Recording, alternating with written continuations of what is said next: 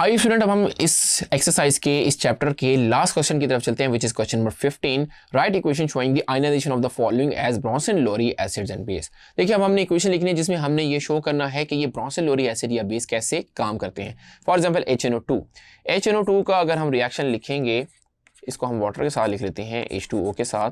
तो यहाँ पे देखें आपका जो प्रोडक्ट बनेगा वो क्या बनेगा, एक तो बन जाएगा H3O पॉजिटिव प्लस, क्योंकि NO2 था आपका तो NO2 के ऊपर -1 चार्ज आ जाएगा एक्वस कंडीशन में, राइट, कुछ ऐसे करके।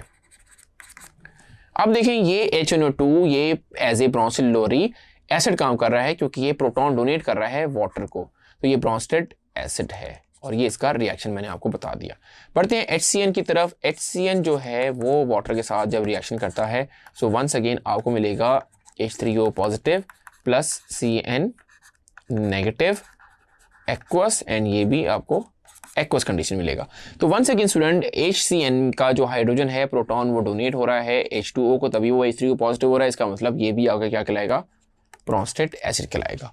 सो होपफुली स्टूडेंट ये क्वेश्चन भी आपको समझ आ गया होगा और इसके साथ मैं उम्मीद रखता हूँ कि ये पूरा चैप्टर विद एक्सरसाइज आपको अच्छे से क्लियर हो गई होगी। This is Abdullah signing off from tutorial.pk। Thank you.